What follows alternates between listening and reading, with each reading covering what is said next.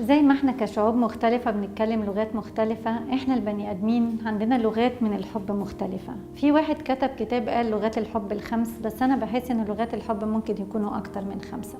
بس اكتر حاجة عجباني في الكتاب بتاعه انه لما اتكلم قال حاجة حلوة قوي، انه كل واحد فينا بيستقبل الحب بطريقة معينة بتفرق معاه، وان كل واحد فينا بيعبر غالبا بلغة الحب اللي بيستقبل بيها، وانه حلو قوي ان كل واحد فينا يفهم نفسه.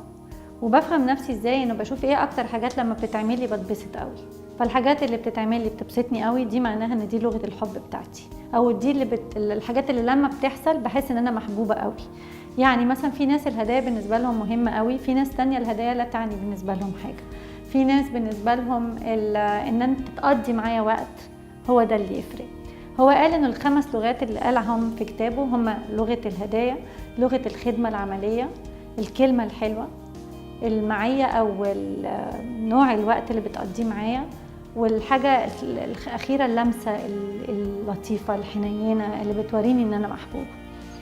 كل واحد فينا لازم يعرف إيه اللغة بتاعته أو اللغات بتاعته، لأن ممكن يكون في أكتر من واحدة من دول بتفرق معايا، يعرف اللي قدامه بإيه الطريقة اللي هو بيحب يتحب بيها.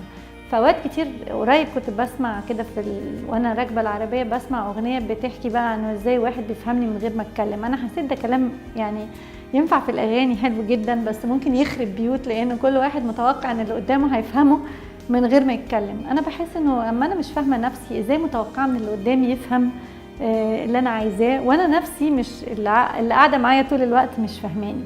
فبحس انه حلو ان انا افهم اللي بيفرق معايا واشرحه للي قدامي. بس اللي اشطر من كده، اللي يخلي الموضوع ده ايجابي مش سلبي، ان حتى بعد ما اعبر للي قدامي لو ما عرفش يكلمني باللغه اللي انا قلتها له، اعرف استقبل باللغه اللي هو بيعرف يتكلم بيها. هدي مثل، يعني مثلا افرضوا ان انا بيفرق معايا قوي الكلمه الحلوه وبيفرق معايا الوقت، تقضيه وقت معايا، بس جوزي بيعرف يتكلم بلغة الحب الخدمة العملية، انه بيعرف مثلا لو اللمبة اتحرقت يغيرها لي، لو الحنفية باظت يجيب لي حد يصلحها لي، يدفع مصاريف الولاد، ياخدني للدكتورة تعالج.